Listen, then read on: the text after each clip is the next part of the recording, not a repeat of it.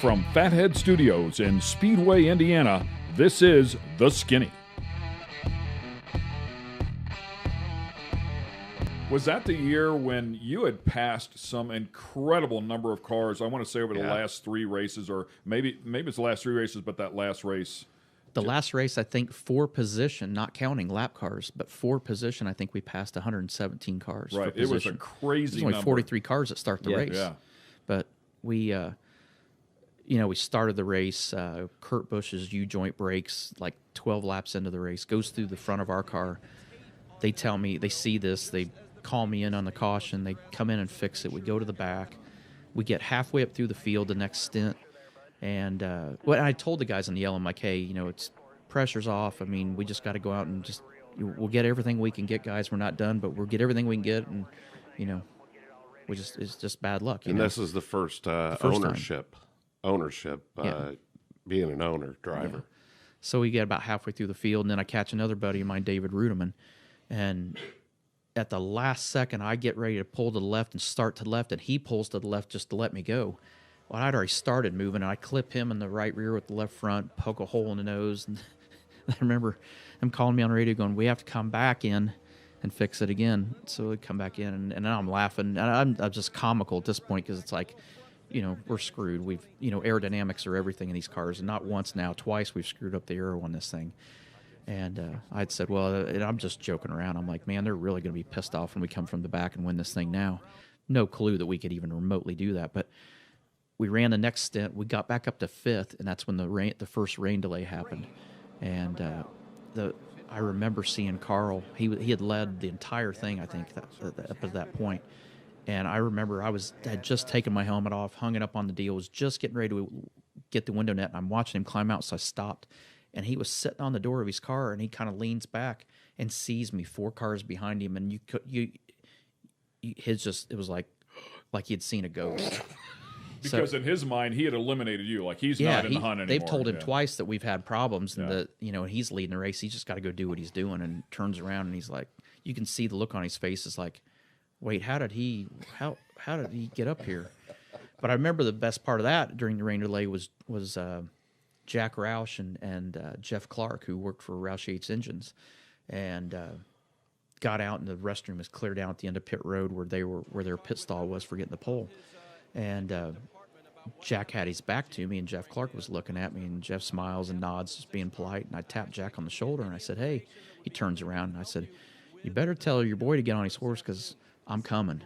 And Jeff Clark's just back there trying to not laugh out loud, and because Jeff knows what's coming on this deal, and he's just shaking his head like, oh, I can't believe he just did that to him, So, but that was a hell of a night, but yeah, that's. I will tell you one thing that I remember about that race was watching the car on the ragged edge the whole time, coming back through there and watching the car and looking at it and thinking, this son of a bitch is going to rotate all the way here in just a minute. The worst part about it, I'm pulling slide jobs every lap, and nobody's up there going, slide job, slide job, slide job. It's like, damn it, I did it long before Dale Jr. thought it was popular.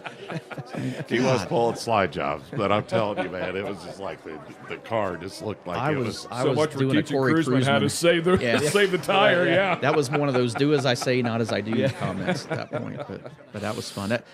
Those are you just talked about the 2 greatest moments of my life in racing was the single race and championship at Homestead and the Triple Crown. I mean, those by far, when people say, what's the one thing that you say are your shining, crowning achievements, those 2 things are what come to the top of the list for sure.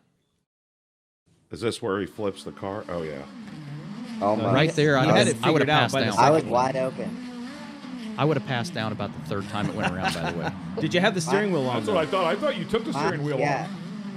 My head was glued to the sideboard, or to the headrest. And it was all the way back. This is the best part. I was dizzy right here. I'm dizzy. I mean, did you plan right at this point to jump on Brian? Yeah, we were He was looking at Keith, but he ended up jumping on Brian. Yeah. And so how many that's how it donuts did turned you out. do? Oh, I don't know. There, I lost. You lose track about halfway through. See, that's what we got Big Carl here for. Carl's supposed to have this information. He was counting them. Hey, roll that back.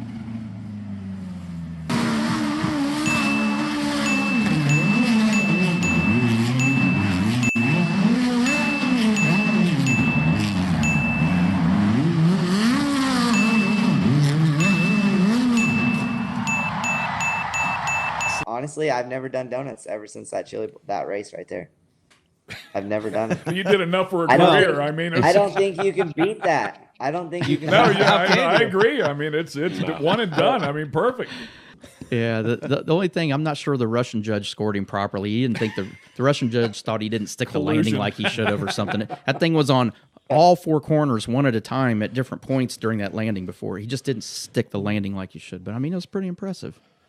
You know, was it United that said fly the friendly skies? They weren't friendly in the 60s because you had Hurtubise, Parnelli, Foyt, McCluskey, Uncle Bobby, Ruby.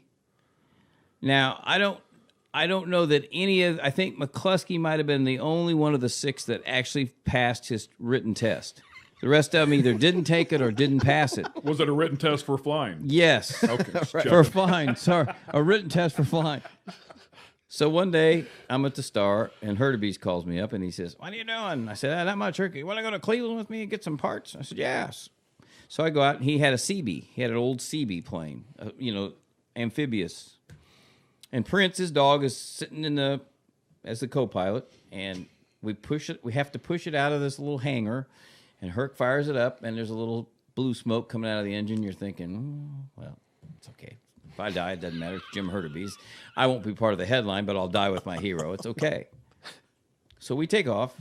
His radio doesn't work, and we're flying along, and about 5,000 feet, and he pulls it down to about 2,500. What's that sign say? I said, Newcastle. Okay. So we flew to Cleveland on the interstate.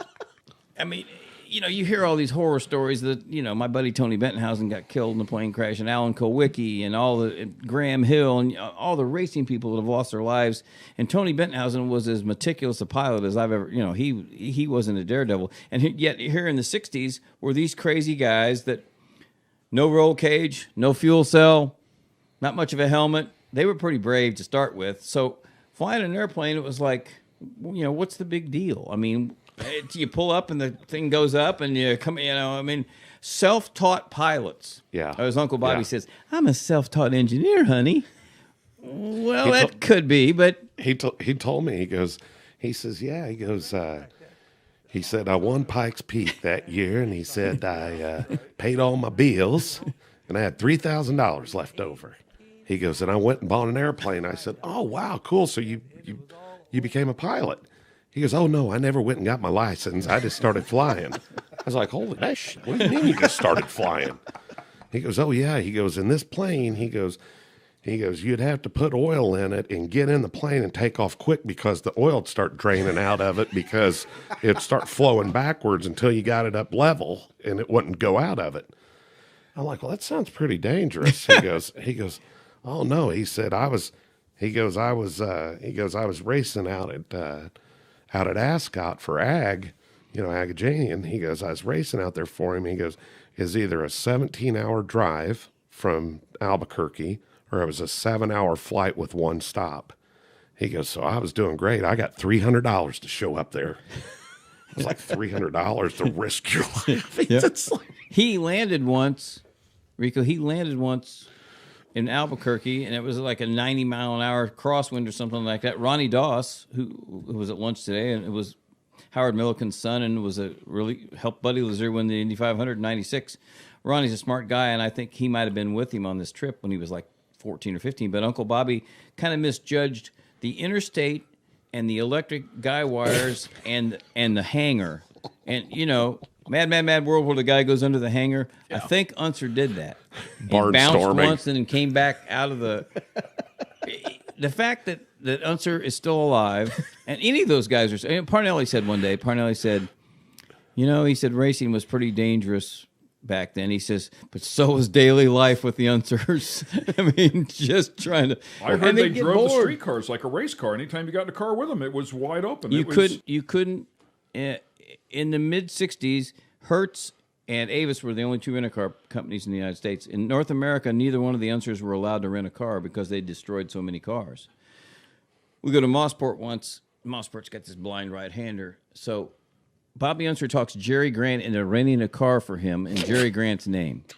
God rest his soul. Jerry Grant was a wonderful guy, and they were teammates. One and done. You learn your lesson so there, right? They go to the racetrack. And Unser takes the keys to Jerry Grant's cars and throws them 100 yards away and jumps in his car and takes off.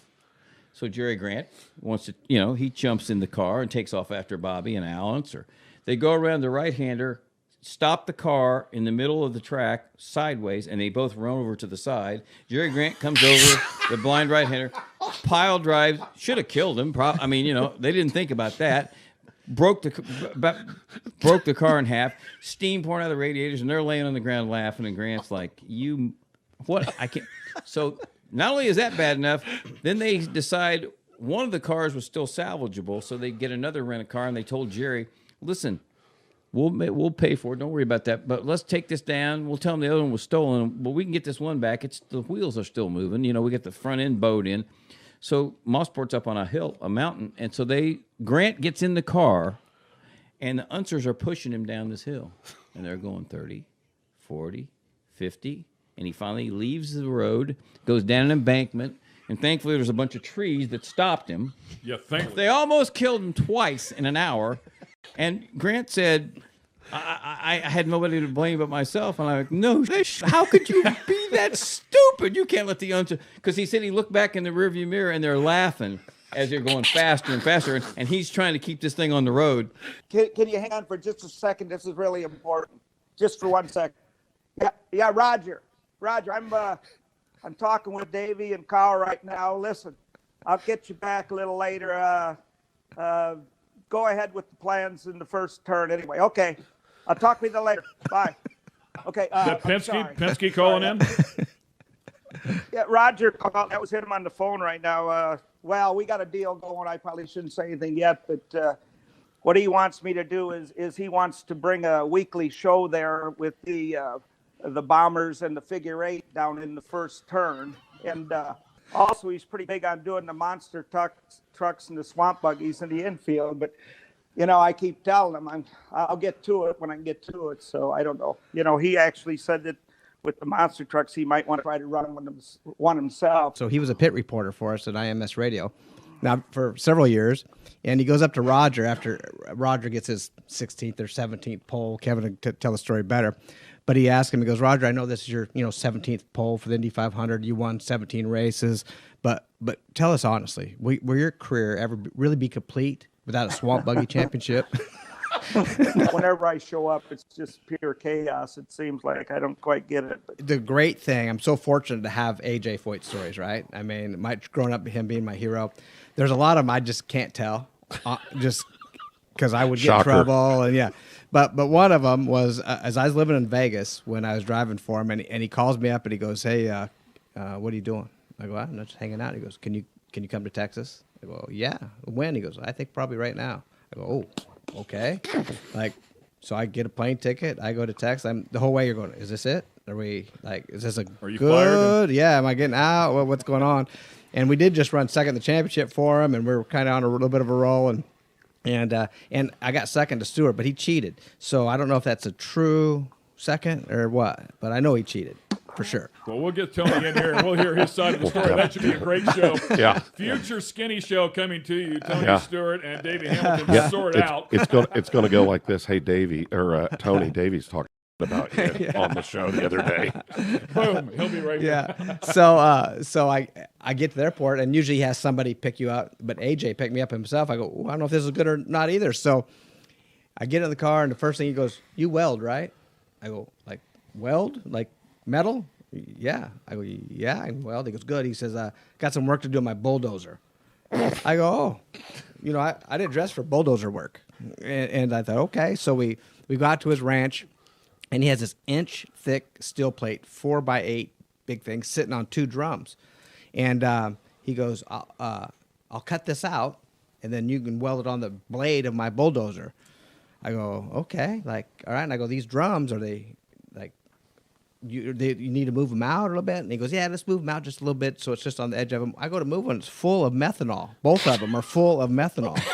And I go, AJ, these are full of methanol. He goes, they'll be all right. No big deal. So I see he fires this torch up with a flame blowing like 2 feet long, and he's cutting this inch-thick steel.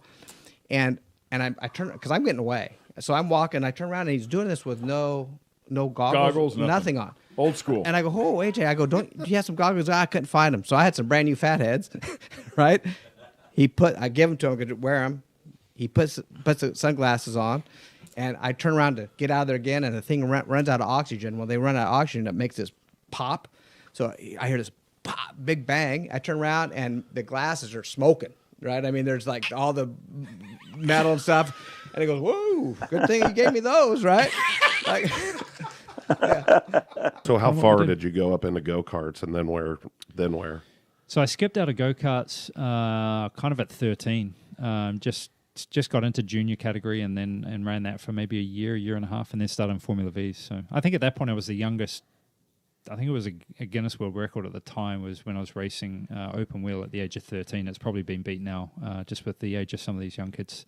But there was a lot of controversy in the fact that we kind of got through a loophole in the licensing, because most countries you have to have a road bearing license before you can go for a racing license. But there was like a small, one-liner that, if you could get a special dispensation by going and somebody watching you on track, and that's what I did, which that was a funny story. I kind of went to Pukekohe, which is one of our bigger tracks in New Zealand, and I had to go around. It was in a Suzuki Swift. I don't know if you know. It's like a little 1200 road car, white thing. And I had to go around with a driver for Regan Morgan was the guy, and did a few laps. And then we came around the fastest corner. I don't know if you've been there. It's like flat out. In that car, it was probably only 100 miles an hour because it was so slow. But there was a family of ducks that were walking across the track, and I swerved to miss them.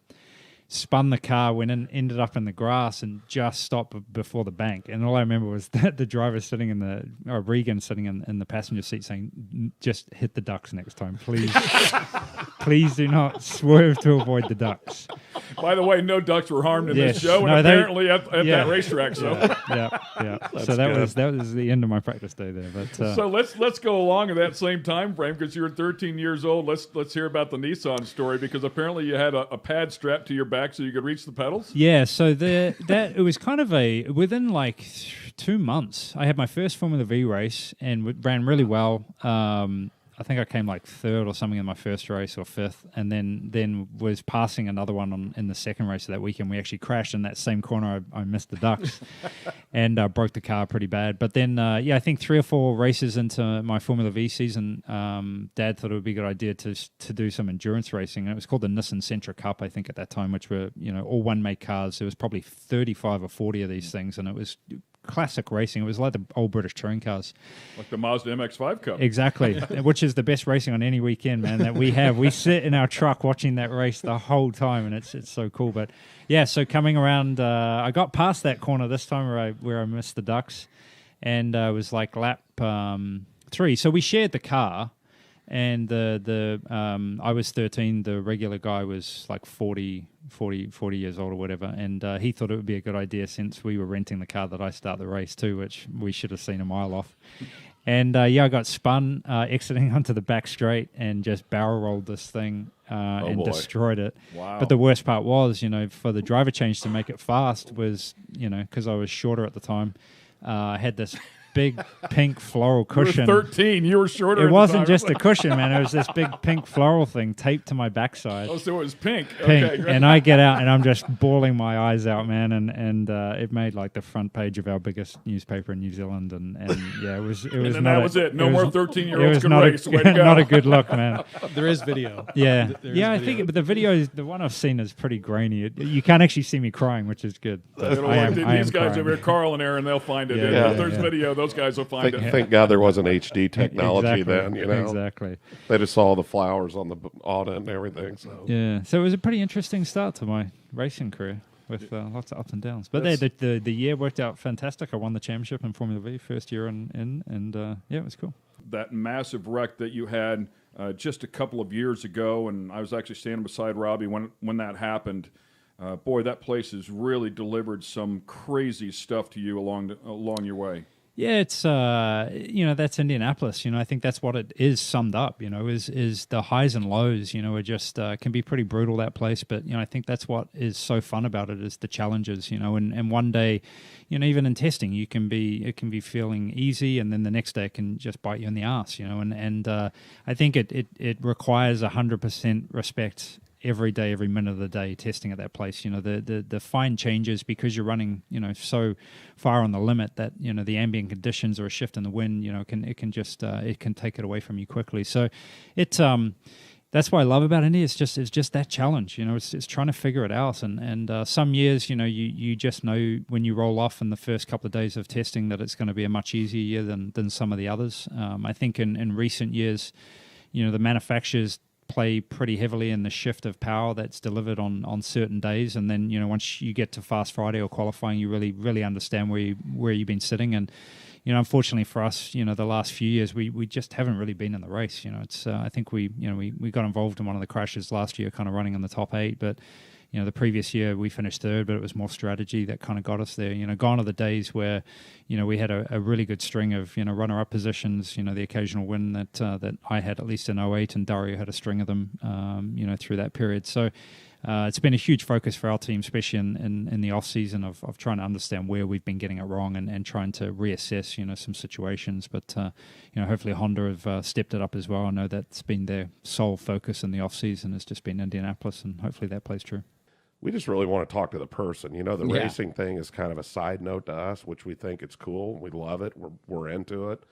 But, you know, it's more about, you know, knowing who the guy is in there, and that, you know, the hardships and the fights that it took to get to where you are today, which is pretty awesome. For sure. And I think IndyCars, they are focusing on that. Like, their campaign for this year is a different breed, right? So that's kind of cool. Like, what we're doing is definitely more dangerous than NASCAR or Formula One or whatever. So, like, they're kind of focusing on the fact that, like, we might have a few screws loose, or we might be a little crazy, but that's why we love it. So I think there's a lot of positive stuff going on, and yeah, they want to show who we are and how we got to where we are, and how we got the ability to, you know, shut off the danger part of our brain and just go out there and, you know, do our thing.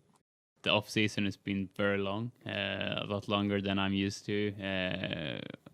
Previously, before IndyCar, I was always like racing up until end of November pretty much, and then you had like a month or two with off season, and then you're at it again. And now this year feels like it's been forever since we were in Laguna for the last race. So it's it makes at least me super eager to get started now, and I've used this time to really prepare myself and make sure that I'm ready for the season. It's been weird, you know. It's almost a mixed feeling of feeling like a rookie again and feeling more prepared than ever, because, you know, it's every season is the biggest season of your career, right? And you know, we always try to train harder and prepare harder, and, you know, look at onboards and watch the races and all that stuff. But it's, you know, I mean, if you're not in the car, it's pretty hard to practice. So yeah, it's been a kind of weird off season.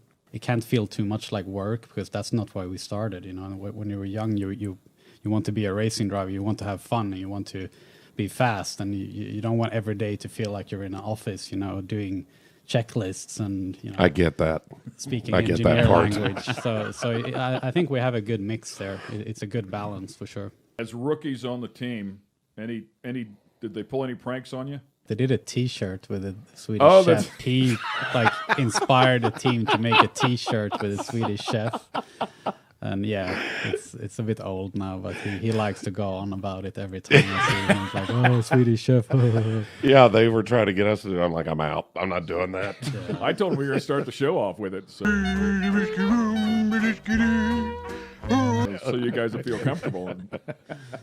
What our fans fail to get, what really motorsports fans fail to remember is Cup guys, they go around, you get the checkered flag. You've got 2 or 3 minutes to go around, do your burnout. By that time, you've kind of thought about what you want to say in your interview. You've relaxed a little bit. IndyCar, same thing, right? You win a race, you go around the pace lap, and you got time before you go to winner's circle. We make a run, 3.8 second run at 330 miles per hour. Who knows what's going on in the cockpit, especially a funny car. You're trying to manhandle this thing to the finish line, hoping you can get it between the cone and the wall of the finish line.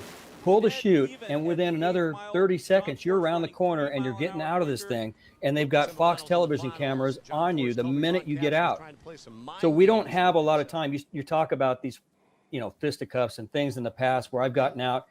You don't have time to sometimes sit back and think, well, maybe I should think about this and go look at the replay. Maybe he didn't hold me up. And there's so many times I've gone and apologized to people later because I get out and I'm emotional when I'm going down the track and somebody held me up. I'm telling you, and Jay, I'll probably say the same thing. You're at half track and you're thinking, I can't wait to get out and knock this guy out. Like you're so upset and that's all you're thinking about. But not just that happening. I mean, we literally come around the corner, you pop out of the roof hatch and there are the cameras and somebody asking you your thoughts to what just happened where you've gone 6 Gs and then negative 9 Gs when the chutes come out. So all that emotions, you're tied into this thing, you're strapped in, this adrenaline's ready to pop out of the top of your head, and you don't have time to compose yourself. So I'm surprised it doesn't happen more often. I think not enough credit's given to us in drag racing to where we don't get out and just start throwing blows sometimes, or throwing up, or, you know, or going after somebody, or not saying the right thing. So it's tough. It's not as easy as it looks. Ron, you've ran the Chili Bowl, right? Yeah. And speaking of fighting, I'll never forget the first year I ran it as a regular midget. It was on a team. Listen to the guys on this team. It was Danny Lasowski. It was Tony Stewart's team, but it was Dan Lasowski, myself, Kenny Schrader, and Josh Weiss. And all the cars, if you remember, they're all orange and painted the same. And, you know, that was cool to walk in that building and see my name on a midget with Kenny Schrader, and Josh Weiss at the time was this new kid coming out of California. And of course, Dan Lasowski. I'll never forget the crew guys that he had working on my car. They nicknamed me Cooter, and they put it on the car instead of my name. They said, you get out there and don't let anybody mess with you. And if they do, you pull in the pits and leave your helmet on, and we'll take care of it. And so I've always remembered that. Oh, where'd that guy come from? I promise I didn't bring this with me, Ron. I am not that guy. We had to give him one. I mean, Ron's got 64 of them sitting behind him. Yeah, but I don't have that one, that Indy one. I don't know. A lot of the legends say like their career is not complete unless you've got one or the other, maybe both. You know, so I'm very fortunate and lucky to have the one Indy twice and a championship. But you know, you always want more. A few of us, like I said, are living proof that kids out there racing today that you can take the path that we did if this is what you want to do. But it's going to take some work, and you got to stick with it for sure. You go down a track so many times without nothing ever going wrong, where your mind's focused on being a gladiator, like gladiator mode. You're focused on hitting a tree, keeping it in a groove, doing your job, doing everything right, and then it's one of those deals where I get shell shocked. You get what I mean? Because it literally took me a few races after that incident in 2013 when my car blew up like Corey's did. Like mine blew up.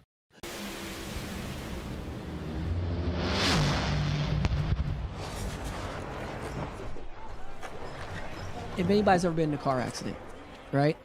That is trauma to your mind. It happens very, very fast, but when you're going through it, it takes a long time. Like you go like this, like it hits you and you go, oh, and you're like, oh, and like, oh Lord, there's a car hitting me from the side too.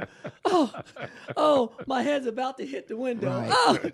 Oh, the airbag's coming out. Oh Lord Jesus, I see some white dust. Am I in heaven? Oh no, it smells like chemical. That's just the dust from the airbags. You know what I mean? It's like stuff like that you see, and you know what I mean. And you're like, all right. I'm like, I'm here. My knee stung up a little bit. I'm here. The dust is settled. Well, when you step on the gas of a fuel car, it takes you through that control trauma every time. And it feels like a car accident because it hits you so hard. You go, it just took off. Like, ooh, there's a 60-foot cyclone. Oh, it's getting through the jiggle. Oh, Lord, It's coming up on the tire. Oh, darn bump. They can't fix this track. Yeah, exactly. You're like, what the hell, man?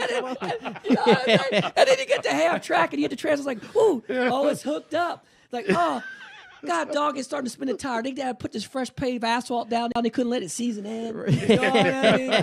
When you talk about politics and stuff, that's the hardest deal because that's what divides all of our people is politics. Right. You know what I mean? Right. What we need to start doing is thinking about the people. Right. And Absolutely. us coming together. You know what I mean? Like think about this, like the Brainerd deal. We're talking about Brainerd. Right. All those people get out in that zoo.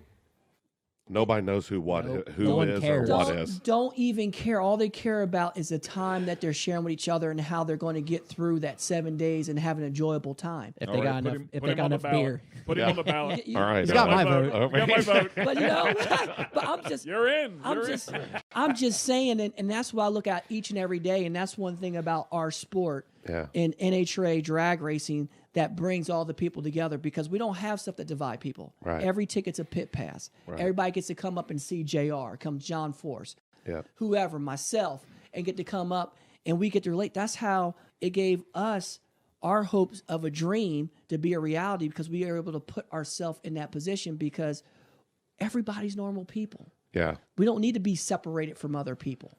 So down there, everybody has horns on their cars and trucks, and they're like, basically it's like courtesy. You get a couple beeps, get the hell out of the way. If not, like then they're gonna start hitting It's you. a nerf, yeah. Right. Yes, Well, yes. some of the trails down there, like there's not room to get over. Like, I'm like, Morgan, get the hell out of the way. Oh, I can't. All of a sudden, bam, bam, bam. Finally finds a place to pull over. Robbie Gordon. Oh, I'm like, well, Yes. like that was cool. I thought, like, He's got nerfed by Robbie Gordon. It's got punted. JR's like, that's cool. Morgan's like this. You're right. Oh, man. We had him, man. We shouldn't have let him go. Yeah, like I never saw him broke. Now when did we pass him? Because the trophy truck started running us, right? But he was gone. Like, I thought that was cool. Like we just got punted by Robbie Gordon. So how'd you run at Volusia this year? You know what? I'm going to let you off the hook here. Let's let the fans know that you were on the podium 3 of the first 4 races. So okay, now you can talk about Volusia. Yeah, I just want that damn gator. Eliason up in smoke on the final lap. Logan Schuchart will win the final night of Dirt Car Nationals for the World Outlaws NOS Energy Drink Sprint Car Series. Man, 1 lap. That's it. But that's what gets you the drive to keep coming back for One more and more. one lap from the gator. Yeah. Well, that's why hopefully next year. Next question. Who is the second winningest NHRA Pro Stock driver? Come on. JR. Who is Jag Coughlin Jr.? Come on. Antron. The second most winningest pro stock car driver would be Oh, he don't know. Warren Johnson. No. Ken. Jason Line. No. So Warren Johnson was the winningest, and Bob Glidden is the second winningest. is Bob Glidden. Yeah.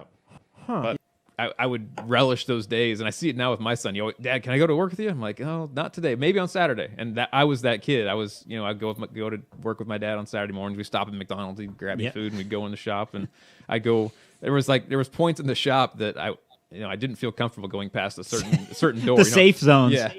I feel comfortable hanging out by the race bikes and by the mills and things like that. But back in the pipe production, that was like the no man's land. Like, I'm not going back there. You see guys wearing masks and goggles and full polishing gowns. suits. Like, The aliens. Yeah, the aliens. Yeah, I swear I have alien nightmares all because of that. There's all this stuff that me and him that I could say did together on these motorcycles that taught us how to be where we are today. And I don't think it would be possible if you were down each other's necks or, hated each other. It's like you have to have an understanding of what each person is. And we're both completely different, as in like the as you can tell, he talks a lot more than I yeah, do. the human being, I would say. We're both completely different. He's reserved, back, calm. I'm the loudmouth that never shuts up and keeps going. But we kind of neutral out each other and work really good together. I'm trying to keep the fun rival going because it's good for the sport, it's good for the fans, and there legitimately is a little bit of a brotherly, sisterly rivalry going on between Eddie and myself. But I've gotten so close to them that it's hard to even pretend that I don't like him anymore. So there you go. I really miss Eddie. I like Eddie, but I still want to beat him on the racetrack. People may not see us working that much at the racetrack because we've done so much preparation to get to each and every event. You see some other teams out there, and there's chaos going on sometimes, and it's just They're rolling in the track, no motors in the bikes, no nothing. Yeah. Bikes are all apart. Got to put them together, and it's like we say, we go to the track to race. We don't go to the track to work, and races are won and lost at the shop. if I go out there and I fail to perform, I really feel bad for the guys on the team because they're the ones that are putting it on the line. They're leaving their families. They're at the shop endless hours when we ask them to be. And if there's some reason we don't turn on our win light because it's a rider's fault, that's when it comes home to hit me that, hey, I just let my team down. But we come back to the trailer and they fight through it and they say, hey, we'll move on to the next one. We'll get them. I mean, we even told Angelle that when she came aboard, that was the number one thing was, we're not going to sit here, yell at you, and beat you up because, like, Terry's probably only ever called me twice after, like, a loss, and not to yell at me, to ask me, hey, what are you thinking? But it's like you go through these funks as drivers or racers or whatever it may be, and you got to battle out of that, and that's the key, and that's what I told Angelle is there's no extra pressure. You're not trying to prove anything to us. You're here because we know you can do it. If you make a mistake, you make a mistake. Just learn off your mistake. As long as you don't make that same mistake twice or 3 times, we're all good. And I think that's the key to really the fine balance of being a racer to a championship caliber racer. The whole time we're sitting at a table, they're constantly looking at the door, looking up, see who's walking in, who's looking at us. I'm like, this is so weird.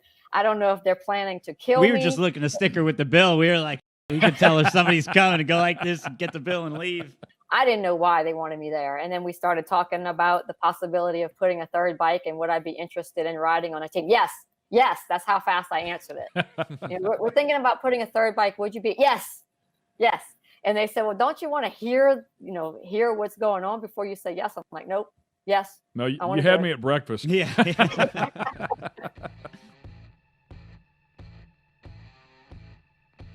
Boys, it was a pleasure. Had a good time. Thank you very much, and you have a good time at the Chili Bowl. We'll see you there, my friend. Keep the good stories coming. Yeah, you'll be there. I'm certain of it. I'll read about it somewhere. Okay, you're not going to be able to see us, Ron, so you just stay there until we tell you we're done. Okay. Like 4 o'clock, I'm going, wow, what's going on here?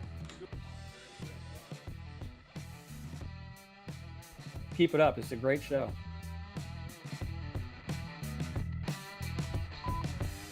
Thanks for watching this episode of The Skinny. Be sure to check out all the latest sun and optical eyewear at fatheads.com. Special thanks to our sponsorship partners at Elliott's Custom Trailers and Carts.